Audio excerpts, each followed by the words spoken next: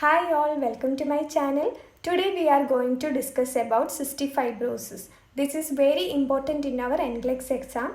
So just move on to the topic. What is cystic fibrosis?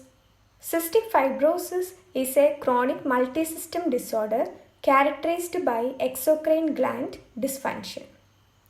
The mucus produced by the exocrine gland is abnormally thick, tenacious and copious, causing obstruction of the smaller passage of the affected organs, particularly in the respiratory system, gastrointestinal system and reproductive system.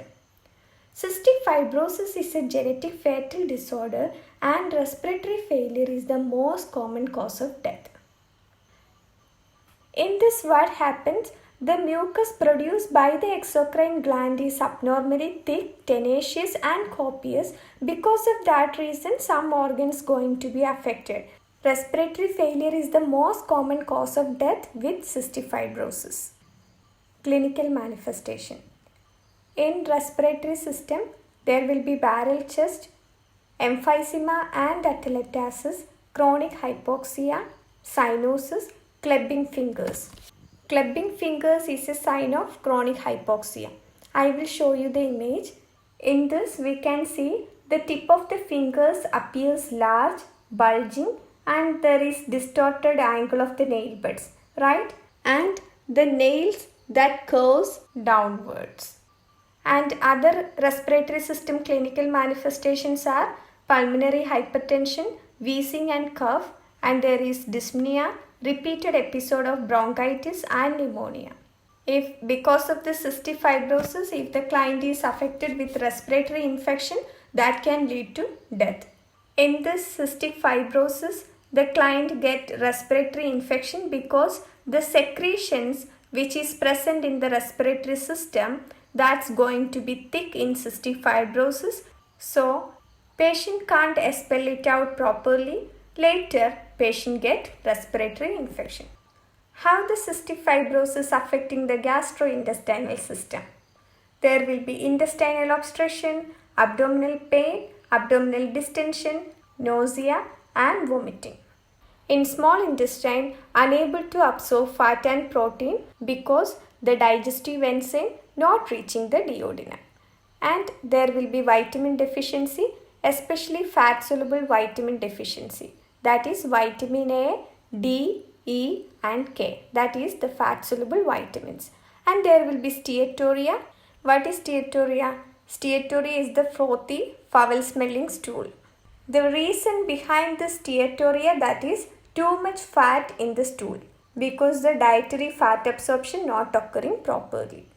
And there will be growth retardation because there is no adequate fat absorption, there is no adequate protein absorption, there is no adequate vitamins, can lead to growth retardation. And there will be malnutrition. The reason behind this malnutrition also the same which we discussed before, and failure to thrive. In reproductive system, what happens? There is delayed puberty in girls and there will be infertility because highly viscous cervical secretions which act as a plug and can block sperm entry in females. And in males, males are usually sterile caused by blockage of vas deferens, by abnormal secretions or by failure of normal development of duct structure. Next, pancreatic and bile duct. There is obstruction of the pancreatic duct and bile duct. It can prevent digestive enzymes from reaching the duodenum, causing digestion and absorption issues. And there will be sinusitis and cachexia cancy. Cachexia means muscle wasting. In integumentary system, there is high concentrated sodium and chloride in sweat. This is very important point. In the cystic fibrosis, we usually do the sweat test. In this sweat test, what happens? The sodium and chloride level in sweat, that is very high in cystic fibrosis. Infants taste salty when kissed. Parents usually report this. When parent kiss the baby, the parent feel salty taste in her lips. And there will be dehydration, electrolyte imbalance, especially during hypertonic conditions. Next, diagnostic test. Quantitative sweat chloride test is one of the most common tests which we usually do in cystic fibrosis. The production of sweat is stimulated, the sweat is collected and the sweat electrolyte are measured. Minimum of 50 mg of sweat is needed. Results indicate 2 to 5 times normal amount of sodium and chloride in the sweat. Normal sweat chloride concentration should be lower than 40 milliequivalent per liter. If a sodium concentration higher than 60 milliequivalent per liter, that means positive test result. If the test result is between 40 to 60 milliequivalent per liter, means highly suggestive of cystic fibrosis and require a repeat test. Other diagnostic test, that is stool, fat and enzyme analysis. A 72-hour of stool sample is collected to check the fat enzyme content. Normally the stool fat is elevated in cystic fibrosis, that means steatorrhea.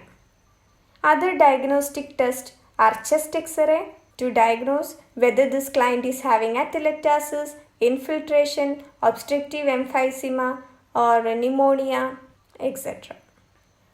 And can do pulmonary function test and electrolyte involvement studies, normally to check hyponatremia. What will be our management? Respiratory hygiene, avoid infection.